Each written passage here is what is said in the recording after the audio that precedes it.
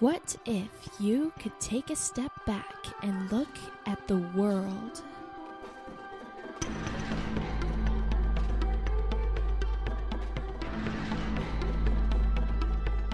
Explore the line between certainty and doubt.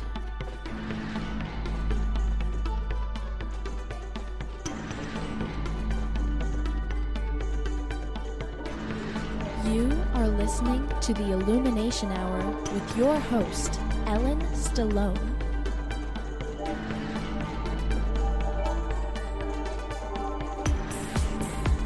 Hello and welcome everyone to another exciting episode of the Illumination Hour. Thanks so much for tuning in and downloading and listening every week. You guys are really wonderful as listeners. So today, I would like to explore the idea of bettering ourselves and bettering our lives. And I'm not just going to be speaking in general. I'm going to be talking about one specific topic, which actually is kind of an umbrella term, but I think it's really cool and fascinating. And I just want to explore the ideas surrounding it and share it with you guys because I find it interesting, so I imagine that many other people will as well. So what I'm talking about is the concept of transhumanism. I'm going to be going into things like where it started, how it developed, what it turned into, because it kind of evolved over the ages, some controversies surrounding it, and potentially where it's going to be going in the future. Although, of course, we can't really know because who can predict the future, right? So, transhumanism can be defined as an international intellectual and cultural movement that affirms the possibility and desirability of fundamentally transforming the human condition by developing and making widely available technologies to eliminate aging and to greatly enhance human intellectual, physical, and psychological capacities. Which sounds pretty great. This is something that I strive for, that I hope all of you strive for as well. It's just bettering myself and the people around me, not only intellectually, although that's very important, but physically and psychologically. Humans have always aspired to be more than they are, to be better, to evolve into something greater, to live longer. And I think that's a worthwhile cause. Nobody likes to face the prospect of death, that they'll be separated from the people they love and the experiences that they get to have every day. No, people want to live for as long as possible. And this concept, this hope or desire is certainly not new by any means. The transhumanism desire has actually existed for about as long as we can date back into human civilization. And maybe it was termed something else back then. People didn't really think that what they were doing was, something considered to be above and beyond the current human capacities. But you can sort of catch bits and pieces of the desire to rise above what we were, what we are, all throughout history. I mean, the point of transhumanism is to avoid death, to prolong life. Because death is kind of like the enemy. It destroys the continuity of thought. It interrupts our research, our projects, things that we're learning, and takes us away from the people that we love, or the places. The questions that transhumanists generally address are something along the lines of, do we as humans accept our physical body's present limitations? Is there something better or more? Is there a reason not to make improvements? Because to me it seems like there's nothing that should hinder us from bettering our existence as mortal beings. So, addressing those questions is going to help us understand how people in the past sort of displayed these transhumanist efforts. Basically, it was any attempt to delay or thwart death. It's been known that for thousands of years, shamans and doctors would use medicines like plants to help ward off disease and death. Even the ancient tradition of the Egyptians to preserve their dead's bodies was kind of an attempt to preserve them and help them into the next life, for them to make a transition from what they were in their weak corporeal existence to something better. And although usually transhumanists aim to achieve the improvement within a person's lifetime and not afterwards, as in some sort of mystical belief about the afterlife, it was still a sign that people were hoping or trying for something better in life. In the Sumerian epic of Gilgamesh, the story is about a king that sets out on a quest for immortality. Gilgamesh learns that there exists a natural means, an herb that grows at the bottom of the sea. So he goes down to get this plant, but as he's swimming back up, a snake steals it from him before he can eat it. In later times, explorers, especially the Spanish, sought the fountain of youth, which was supposed to be a spring that, if you drank from it, would give you eternal life. Alchemy, which is a science dating back hundreds of years, where people tried to create gold out of things that weren't gold, or sometimes it was other things. It was basically like an early form of chemistry where people didn't really have any idea of what they were doing. They just mixed a couple things together, and hopefully they got something nice out of it. Alchemists for a while were laboring to concoct an elixir of life. Even various schools of Taoism in China strove for physical immortality through control over or harmony with natural forces. There are many examples of people striving for some answer to life extension and improvement. But for all of human existence, this answer has proved extremely elusive. But of course, it can never be as simple as that, because no two people are searching for exactly the same answer. Sure, some people are searching for a longer life, but some people are searching for an improvement to life in various ways. Improvement can mean many different things. It can mean greater happiness in everyday living. It can mean easier access to information. Or it could be bettering choice of mates, as in changing the actual gene pool. So what I'm talking about now is eugenics, and this is kind of a dark period in the attempt at creating a better world for ourselves.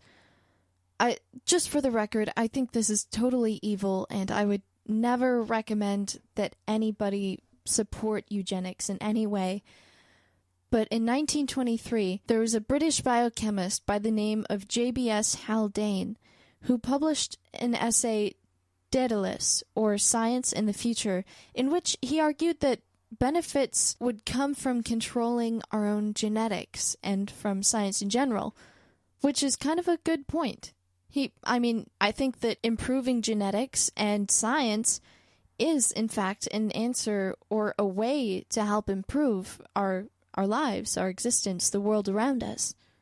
But Haldane predicted a wealthier society with abundant clean energy where genetics would be employed to make people taller, healthier, and smarter, which actually is getting very close to becoming true. We now do have the technology to genetically engineer even our own children, although there's a lot of social issues with that, which I'll get to later. But Haldane thought that these changes would be commonplace. He also commented on what has in recent years become known as the yuck factor. The chemical or physical inventor is always a Prometheus.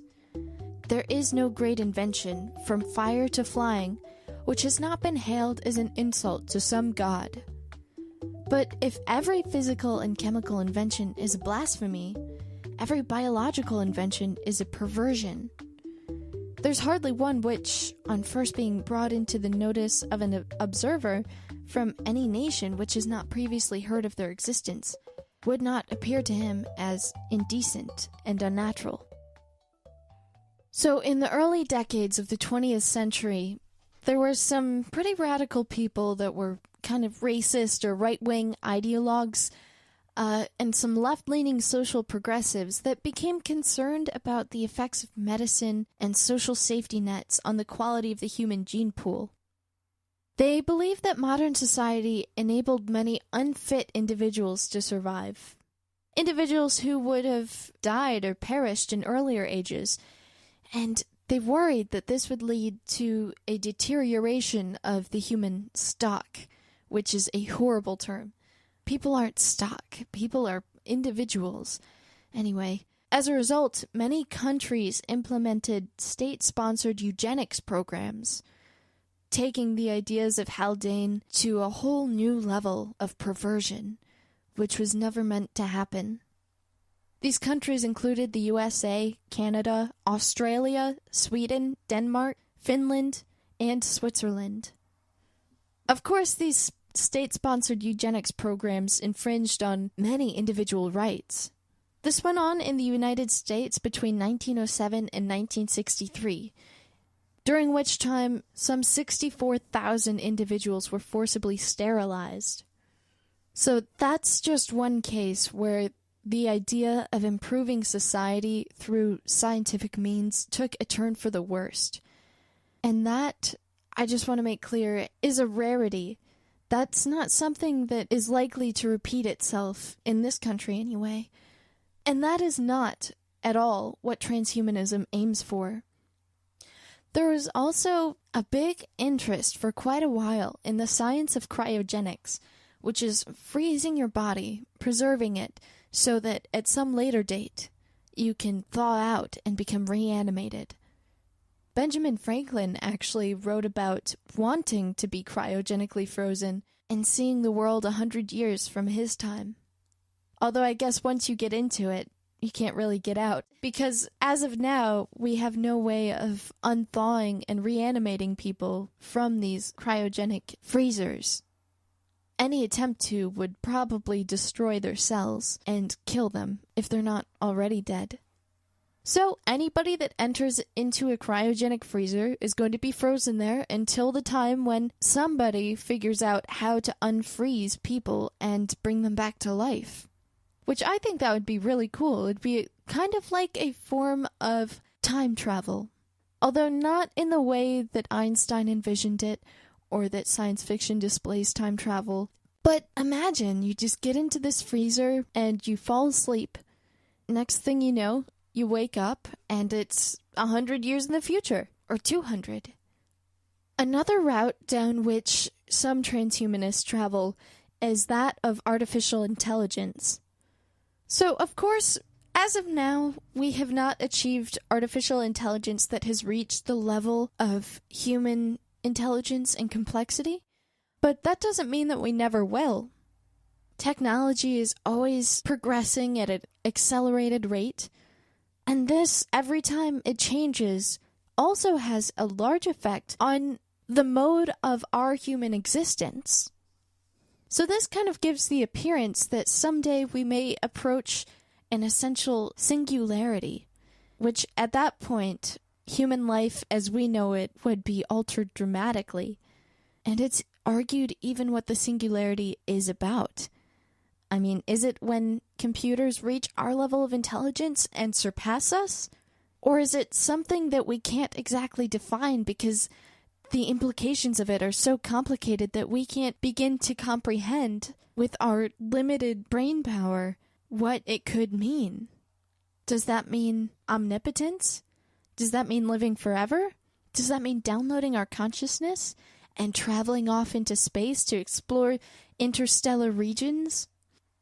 In any case, if a machine that was so intelligent were designed, it could then create machines that were even more intelligent than itself.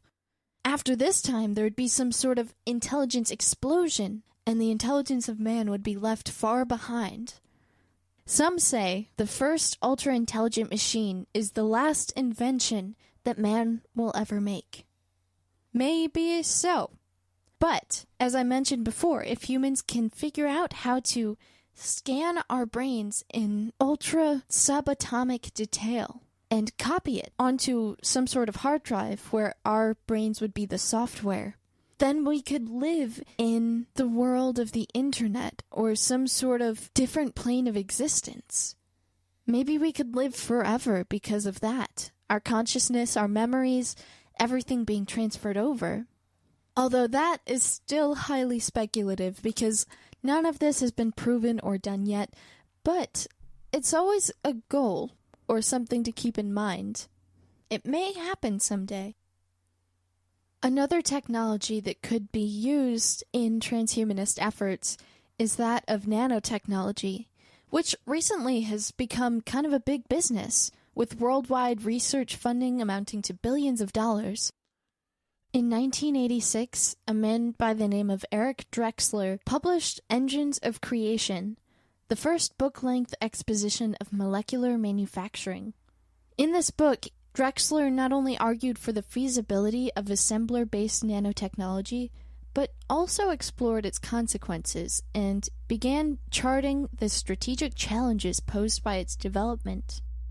So, Drexler has a very progressive view of what nanotechnology could be, but not all scientists agree that non-biological molecular assemblers are possible.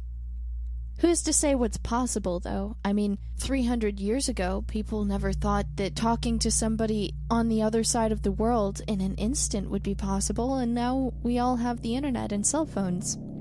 Like I said, who's to say what's possible, right? It could be. Someday, maybe, we'll have things built before our eyes by microscopic machines.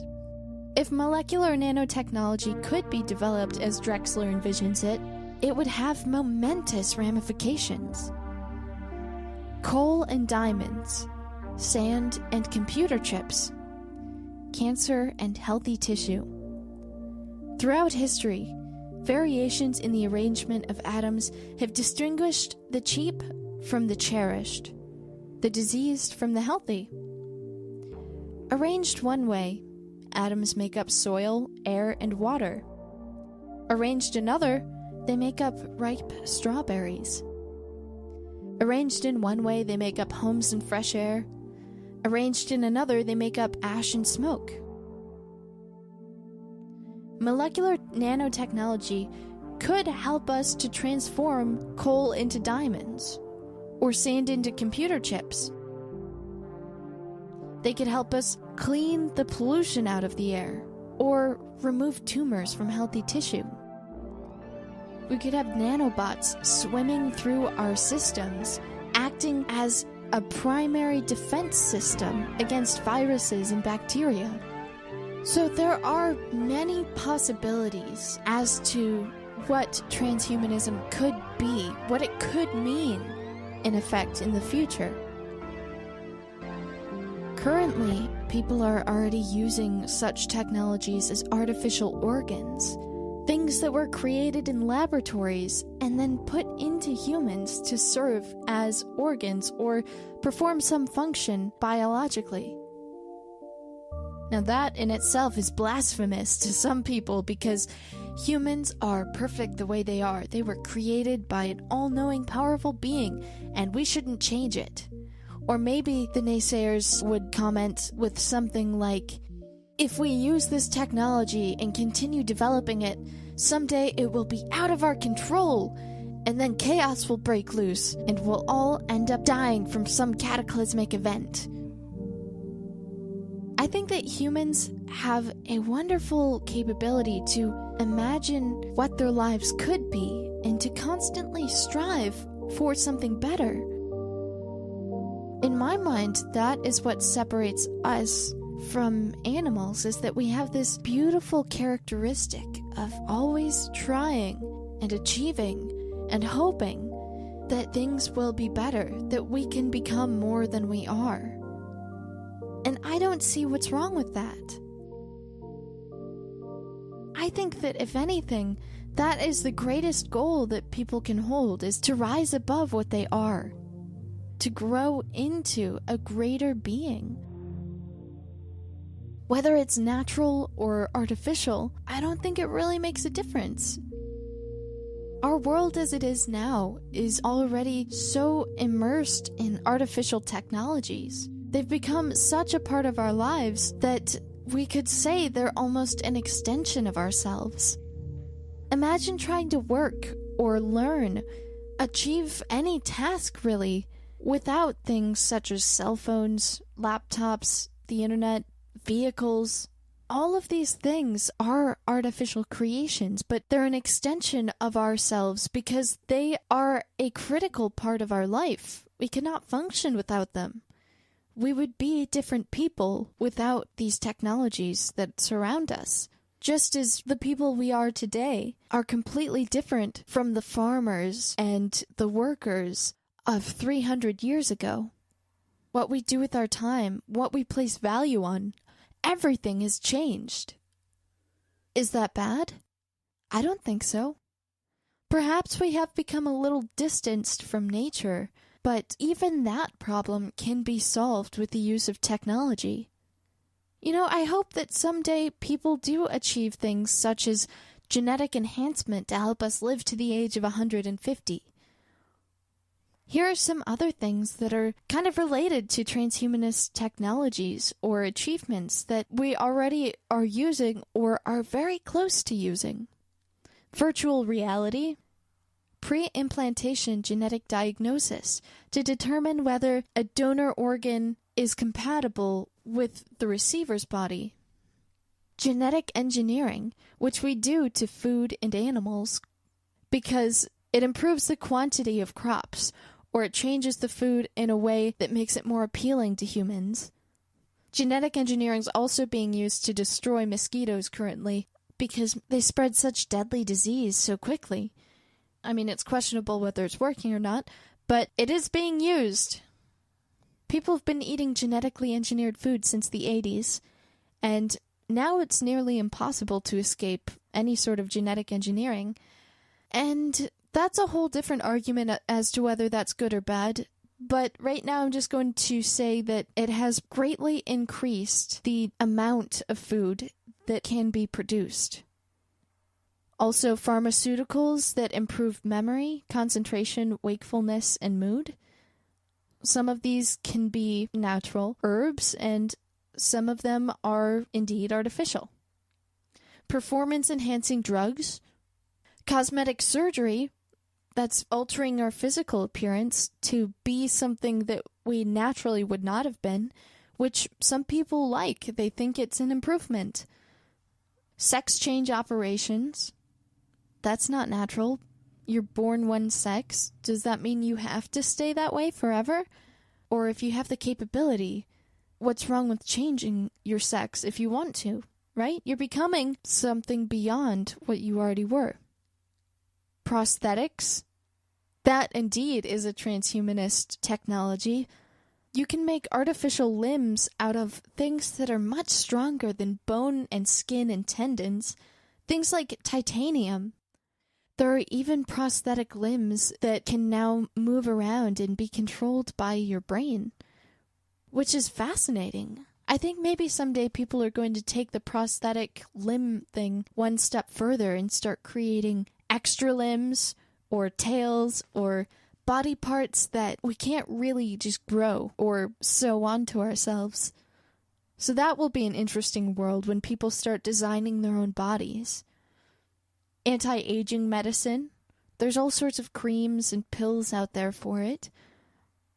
Or closer human-computer interfaces, such as the virtual or augmented reality. These are all things that improve our existence or take us off the track of what is natural and direct us more towards what we hope for, what we dream can be. There is something to be said for being close with nature and not swaying from the path that nature has laid out for us. But at the same time, human evolution is in an early stage. Do we have to wait around for thousands of years for natural forces to act on us in a way that makes us adapt to them in order for us to change? Or can we change ourselves despite whatever natural forces are occurring around us? Instead of just relying on stimulus response, can we not respond and even forge our own path before stimulus shows up? I feel like that's a much more enlightened route to take, is to not wait for nature to act on us, but to be proactive and to take matters into our own hands. If we're all doomed to have a mortal existence, if we are all fated to die someday, then why not try and live in the best possible way that we can? Why not make our lives better while we still have the chance to? Or maybe it won't even be our lives, maybe it'll be the lives of our children. But any attempt to improve the quality of life, the length of life, or the capabilities that we have while going through life, I think that's a worthwhile effort, and it's something that is ethical. I'm going to use a story to describe to you how something such as transhumanist technologies, like gene therapy, can help people and already has been helping people lead better, healthier lives. So they're not just well, they're better than well. The story comes from yourgenome.org. It's titled Treating the Bubble Babies, Gene Therapy in Use. Some children with severe combined immunodeficiency, or SID, a genetic disorder characterized by a reduced number of immune cells, have been treated using gene therapy. Gene therapy is a medical technique first developed in 1972 that uses genes to treat or prevent disease. The first ever gene therapy trial was initiated in 1990 by Dr. William French Anderson. The patient was a 4-year-old girl called Ashanti, who was suffering from a very rare disease known as severe combined immunodeficiency. In Ashanti's case, the disease was caused by the absence of the enzyme adenosine deaminase. The deficiency prevented her body from producing the white blood cells that are required to fight infections. It left her vulnerable to even the mildest of infections, resulting in symptoms such as recurrent ear or chest infection and persistent thrush in the mouth or throat. Antimicrobial drugs can be used to treat these infections in individuals with SID, but they only provide short-term benefits. Before the advent of gene therapy, there were only 2 ways to treat Ashanti's SID. The first was regular injections with the adenosine deaminase enzyme, which Ashanti started receiving from the age of 2. Initially, she responded well and developed some resistance to infections. By the age of 4, however, her health began to deteriorate, and another option was needed. The second treatment option was a bone marrow transplant from a compatible donor. Bone marrow is a spongy tissue found in the center of our bones. It produces red blood cells, platelets, and white blood cells. In the case of Ashanti, a transplanted bone marrow would increase white blood cell production and give her an effective immune system with the ability to fight infection. Unfortunately, however, this option was ruled out due to the lack of compatible bone marrow donors. At that time, if neither of these treatments were possible, the only way affected children could survive was by total isolation in an artificial germ-free environment. For this reason, children with SCID were often known as bubble babies, as were popularized by Jake Gyllenhaal in the film Bubble Boy. In the early 1990s, while Ashanti's parents were desperately searching for another option for their child, permission to perform the first gene therapy trial on humans was being obtained. Scientists had already shown it was possible to insert new genes into plants and animals, but it had never been done in humans. ADA deficiency was an ideal target for the first set of gene therapy trials for a number of reasons. The effects of the disease are reversible and do not cause irreversible long-term damage in the individual. The disease results from the loss of function of a single gene.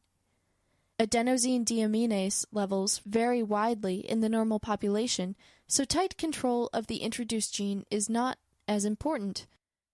The adenosine deaminase gene is very small and easy to manipulate in the laboratory. Also, the target cells for the therapy are lymphocytes, which are white blood cells, which are accessible, easy to grow, and easy to put back into the body of a patient. The final reason being that the alternative treatments are expensive and/or hazardous. The process of gene therapy to treat Ashanti's condition involved getting some of Ashanti's white blood cells from her blood. Once outside of the body, new working copies of the adenosine deaminase gene were inserted into the cell via a vector. Vectors are vehicles used by scientists to insert new genes into DNA. In this case, the vector was a virus that had been modified so it no longer caused disease. Once the functioning adenosine deaminase gene had been inserted into white blood cells by the virus, these white blood cells were injected back into Ashanti's blood. Because the white blood cells originally came from her body, there was no risk of her immune system attacking the cells. The initial impact of the gene therapy on Ashanti was amazing. Within 6 months of the procedure, her white blood cell count had risen to normal levels, and over the next 2 years, she continued to improve. Unfortunately, the effects of Ashanti's gene therapy were short-lived. Her adenosine deaminase enzyme therapy was continued during the trial so that if the gene therapy was unsuccessful, Ashanti's condition would not deteriorate too quickly. However, this made it more difficult to establish the efficacy of the gene therapy alone. To see if it had worked, they had to briefly stop Ashanti's enzyme therapy. When they did this, the symptoms of her disease returned. This meant that the gene therapy did not completely cure Ashanti's condition, and she had to continue using the enzyme therapy. Further trials investigated the use of hematopoietic stem cells for treating SCID. Hematopoietic stem cells are a unique type of stem cell that are found in the body and have the ability to develop into all types of blood cells, including white blood cells. These stem cells can be reprogrammed to become white blood cells containing the adenosine deaminase gene to replace the white blood cells lacking the gene in people with Ashanti's condition. Transplanting these reprogrammed stem cells into an ADA-SCID patient showed moderate success. The resulting white blood cells did produce adenosine deaminase, but only at very low levels. In 2002, there was a major breakthrough in adenosine deaminase gene therapy. This came following the development of non-myeloablative conditioning.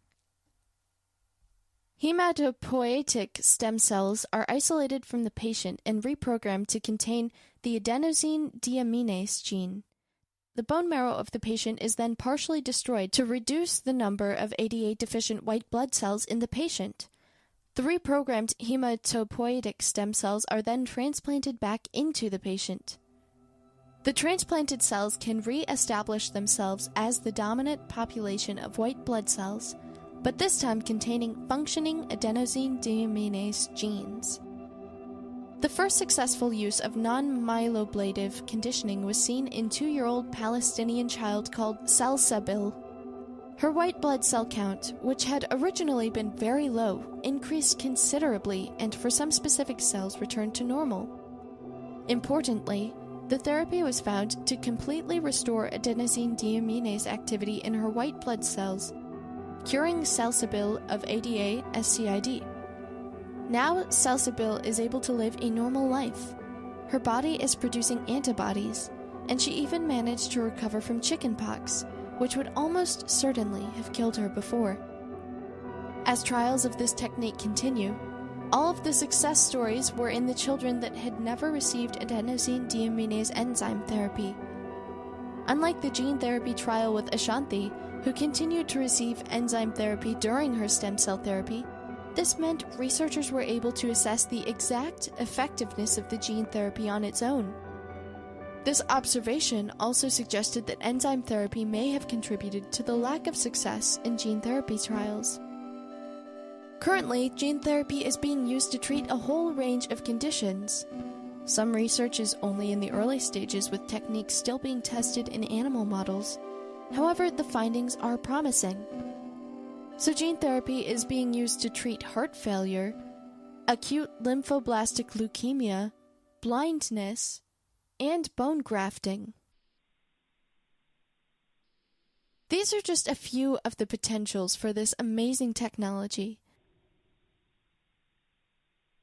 Imagine how far we can take it, how many lives we can improve using this amazing advanced transhuman technology. In this next segment, I'm going to talk about 2 institutes that are furthering humans' efforts to become better than they are. The first institute is the National Human Genome Research Institute. They study genetics and began as the National Center for Human Genome Research, which was established in 1989 to carry out the role of the National Institute of Health in the International Human Genome Project. The Human Genome Project was developed in collaboration with the United States Department of Energy and began in 1990 to help map the human genome. In 1993, it expanded its role by establishing the Division of Intramural Research to apply genome technologies to the study of specific diseases.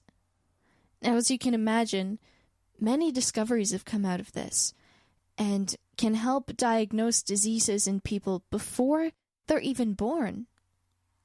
Here I'm reading from their page on genome.gov about genetic enhancement.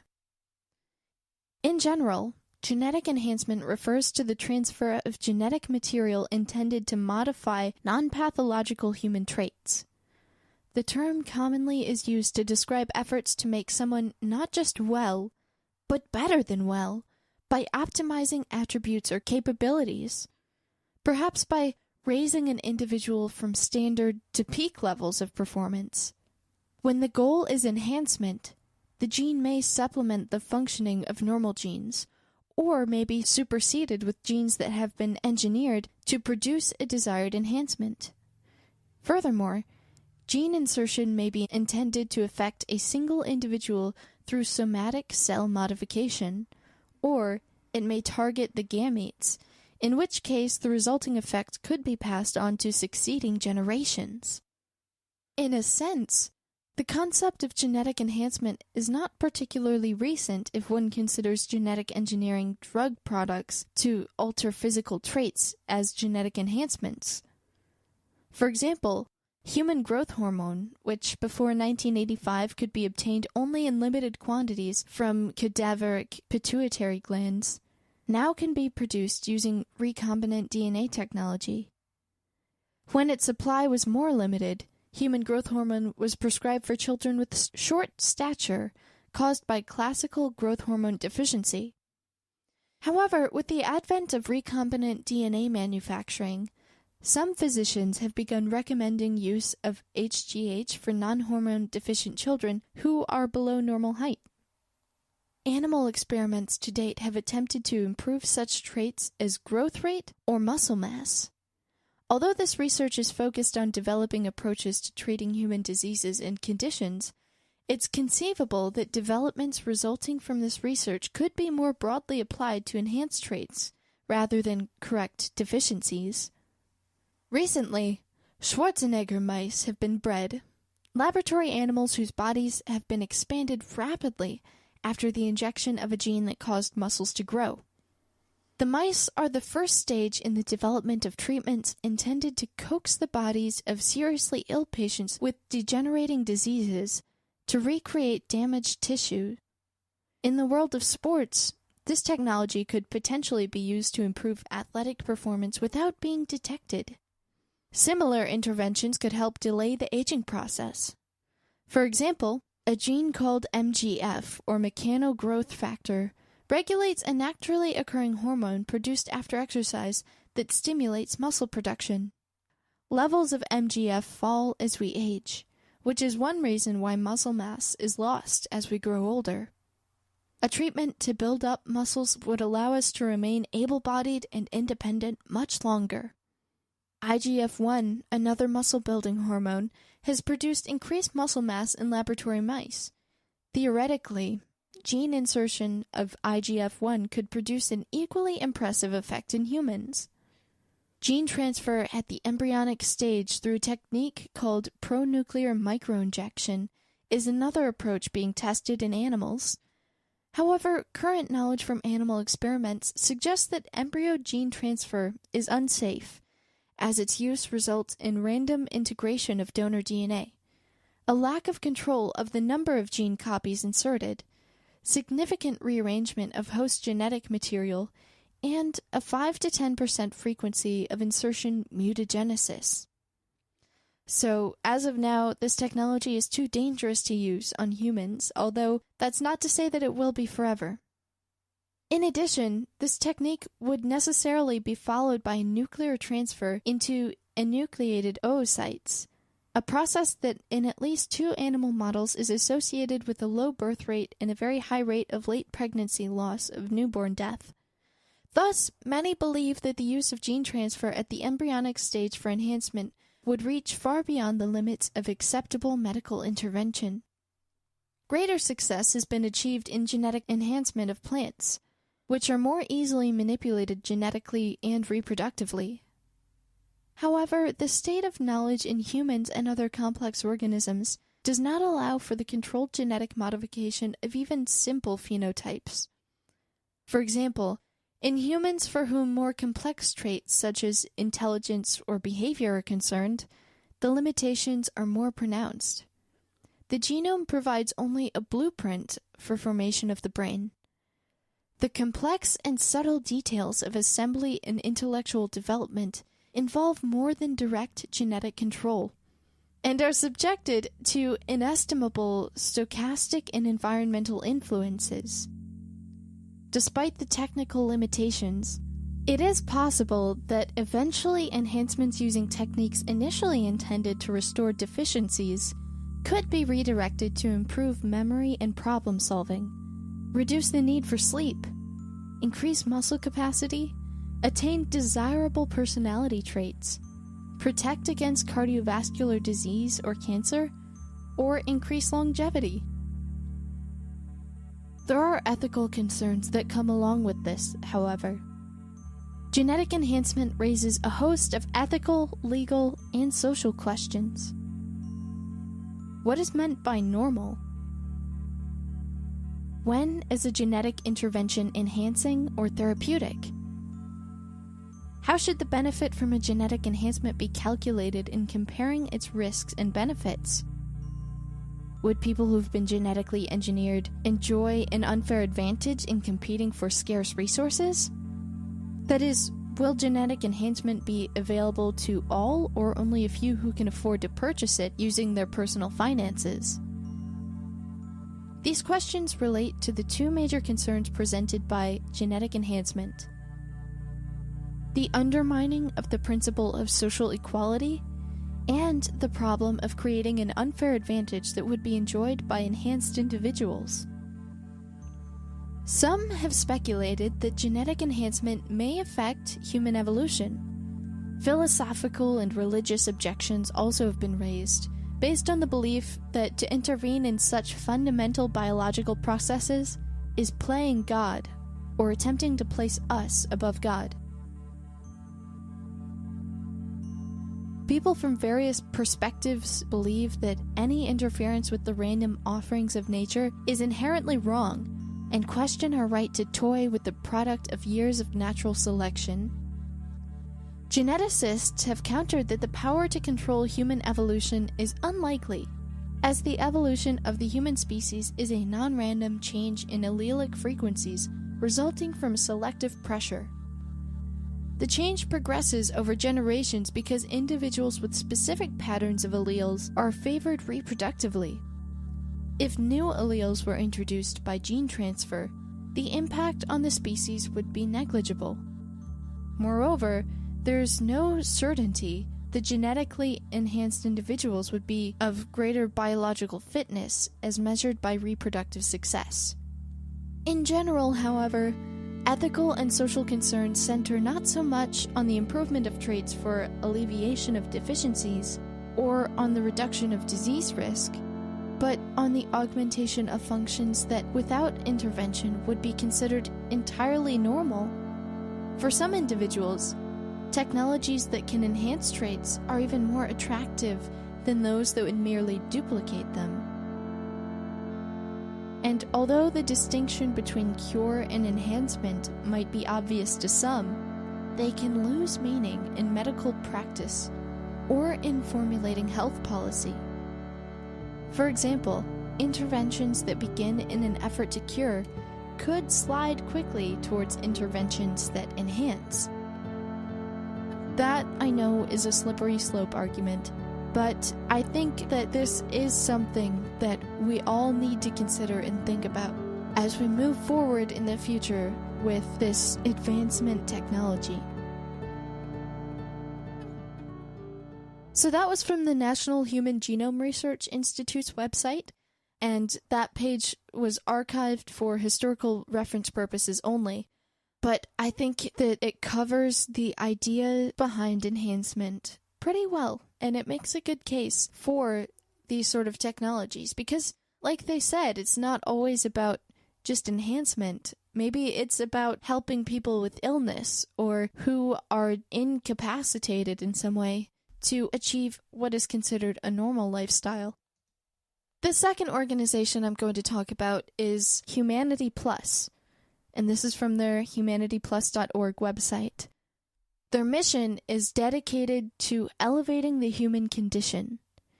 They aim to deeply influence a new generation of thinkers who dare to envision humanity's next steps.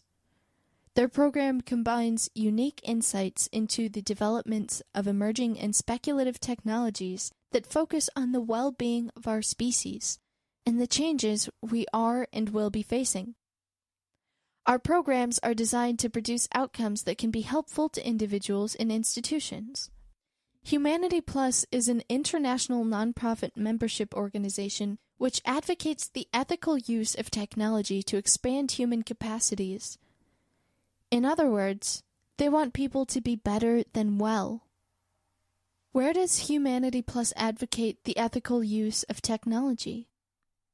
Technologies that intervene with human physiology for curing disease and repairing injury have accelerated to a point in which they also can increase human performance outside the realms of what is considered to be normal for humans.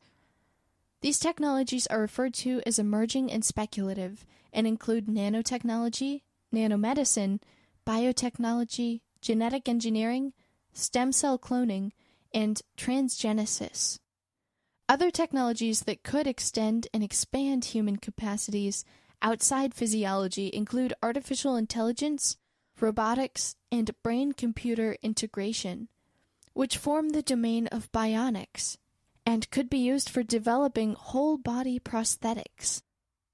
Because these technologies and their respective sciences would take the human beyond the normal state of existence, society, including bioethicists and others who advocate the safe use of technology, have shown concern and uncertainties about the downside of these technologies and possible problematic and dangerous outcomes for our species. So, what are the human capacities to be expanded? Well, the human is a biological animal, which evolved approximately 200,000 years ago as the subspecies Homo sapiens. The Western world's consensus on what is normal for human biology, lifespan, intelligence, and psychology established certain precedents. Outside those precedents would mean that a human is subnormal or beyond normal. A person who is afflicted with a physical affliction, mental condition, or degenerative disease would be considered to be outside the normal range. Likewise, a person who has increased psychological performance or cognitive ability, or lives beyond the human maximum lifespan of 120 years, would be considered outside the normal range. This determination of normal has not kept up with the advances in technology or science. Human enhancement, both therapeutic and selective, challenges the normal status and aims to expanding human capacities that furthers human physiological functions and extends the maximum lifespan. External devices such as smartphones, smartwatches, wearable biomonitors, Google Glasses, etc. are all extending human capabilities. In the field of medical technology, the cochlear implant and bionic eyes have broken through the glass ceiling on biological determinism. Regenerative medicine, stem cell therapies, smart prosthetics, genetic engineering, nanomedicine, cryogenics, nootropics, neuropharmacology have already done this. Daily, medicine uncovers other ways to make us better than well. People's illnesses and injuries are not only being healed, they're also being improved. There's nothing intrinsically wrong with aiming to be better than well. However, there are evident concerns, and this is where the ethical use of technology plays a part. While extending the human maximum lifespan does not cross these lines, there are other concerns that could affect humanity. Humanity Plus's focus is on the course of prompting good to great health. Many of our members practice physical fitness, participate in wellness diets, and mental fitness. Our members also participate in projects such as quantified self, entrepreneurial aims, and self-responsibility, paying it forward, and empathy as a way of life. So what is Humanity Plus's relationship to transhumanism? Humanity Plus adopted the Transhumanist Declaration. The Transhumanist Declaration was a joint effort between members of Extropy Institute, World Transhumanist Association, and other transhumanist groups worldwide. So the Transhumanist Declaration states that 1. Humanity will be radically changed by technology in the future. We foresee the feasibility of redesigning the human condition, including such parameters as the inevitability of aging, limitations on human and artificial intellects, unchosen psychology, suffering, and our confinement to the planet Earth.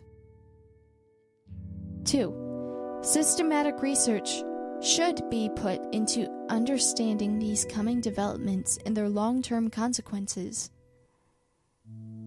3. Transhumanists think that by being generally open and embracing new technology, we have a better chance of turning it to our advantage than if we try to ban or prohibit it. Amen. 4. Transhumanists advocate the moral right for those who so wish to use technology to extend their mental and physical capacities and to improve their control over their own lives. We seek personal growth beyond our current biological limitations. 5. In planning for the future, it is mandatory to take into account the prospect of dramatic progress in technological capabilities. It would be tragic if the potential benefits failed to materialize because of technophobia and unnecessary prohibitions. On the other hand, it would also be tragic if intelligent life went extinct because of some disaster or war involving advanced technologies. 6. We need to create forums where people can rationally debate what needs to be done, and a social order where responsible decisions can be implemented. 7. Transhumanism advocates the well-being of all sentients, whether in artificial intellects, humans, post-humans, or non-human animals, and encompasses many principles of modern humanism. Transhumanism does not support any particular party, politician, or political platform. So this, to me, sounds like something that I could get behind and be supportive of. After all, I've always been interested in science fiction. Part of my interest leans towards the darker side, things like Brave New World by Aldous Huxley, where he predicted a dystopian future where humans were genetically modified from the time that they were test tube babies and kept in check all throughout their lives by drugs. That's something that I have always feared and hoped to avoid, but I don't think the answer is saying no to technologies that could potentially improve our lives. I think the answer is doing the research and being responsible and learning as much as we can about these future possibilities. Someday I hope that we can all live longer, more quality lives than we do now. And it's coming. Whether we want it to or not, the technology is here. People are learning more about it each and every day. So the way I see it, you either have two choices. Be the stick in the mud that sticks to the old ways and don't accept the new era of technology and information and improvement in human life, or you could take part in it and help make it better. I don't know that humans will ever achieve immortality or even being able to live until the age of 300. I don't know that humans will ever be able to download their consciousness onto a piece of machinery. I don't even know if we can unfreeze those people that have been cryogenically frozen. But who knows, maybe someday someone will make the discovery that will answer those questions. And then we'll see an alteration again in the way that our lives progress and how we interact with the world. Well, I hope this episode has given you something to think about. Thanks for listening, everyone. You can email me your comments and questions at illuminationhour@gmail.com. See you next week.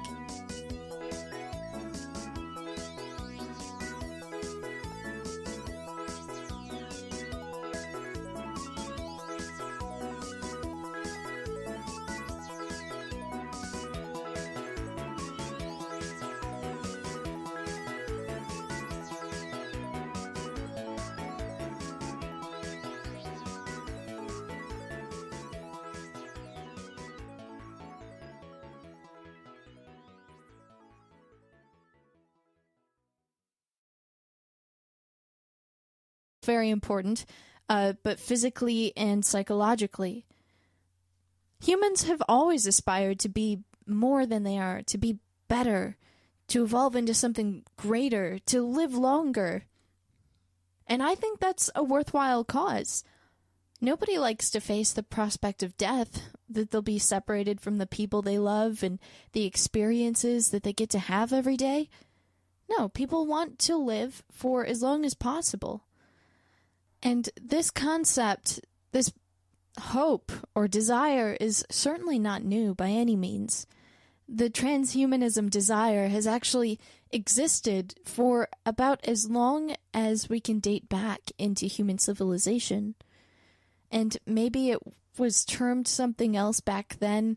People didn't really think that what they were doing was, something considered to be above and beyond the current human capacities. But you can sort of catch bits and pieces of the desire to rise above what we were, what we are, all throughout history. I mean, the point of transhumanism is to avoid death, to prolong life. Because death is kind of like the enemy. It destroys the continuity of thought. It interrupts our research, our projects, things that we're learning, and takes us away from the people that we love, or the places.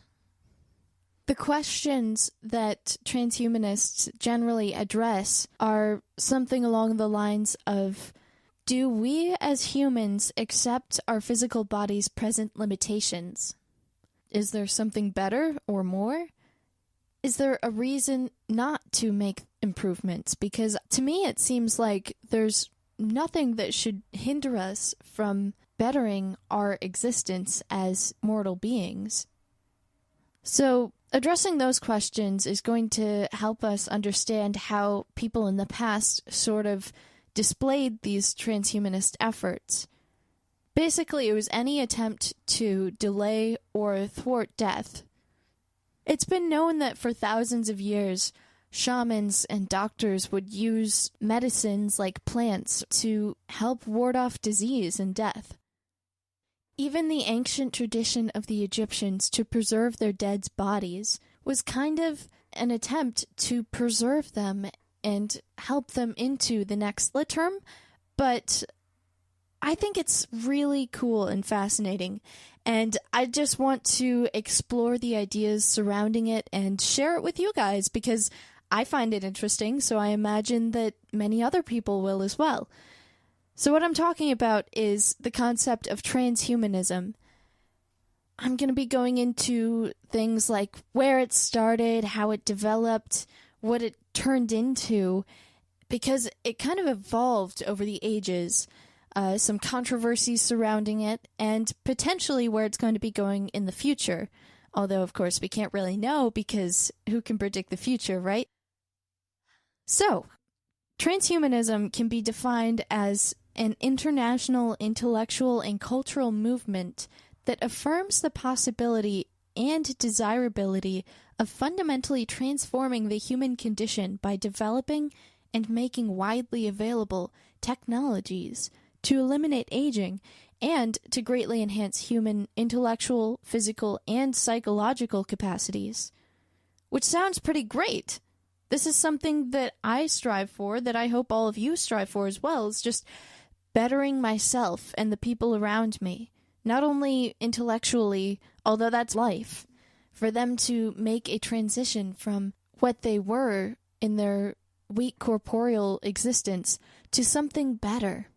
And although usually transhumanists aim to achieve the improvement within a person's lifetime and not afterwards, as in some sort of mystical belief about the afterlife, it was still a sign that people were hoping or trying for something better in life. In the Sumerian epic of Gilgamesh, the story is about a king that sets out on a quest for immortality. Gilgamesh learns that there exists a natural means, an herb that grows at the bottom of the sea. So he goes down to get this plant, but as he's swimming back up, a snake steals it from him before he can eat it. In later times, explorers, especially the Spanish, sought the Fountain of Youth, which was supposed to be a spring that, if you drank from it, would give you eternal life. Alchemy, which is a science dating back hundreds of years, where people tried to create gold out of things that weren't gold, or sometimes it was other things. It was basically like an early form of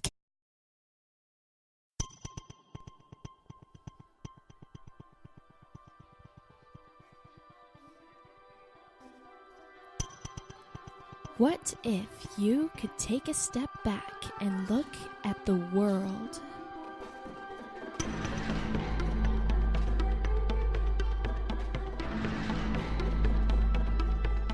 Explore the line between certainty and doubt.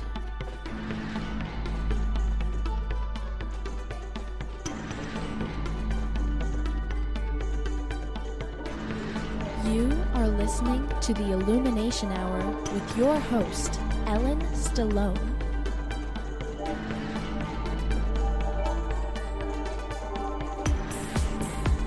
Hello and welcome everyone to another exciting episode of the Illumination Hour. Thanks so much for tuning in and downloading and listening every week. You guys are really wonderful as listeners. So today, I would like to explore the idea of bettering ourselves and bettering our lives. And I'm not just going to be speaking in general. I'm going to be talking about one specific topic, which actually is kind of an umbrella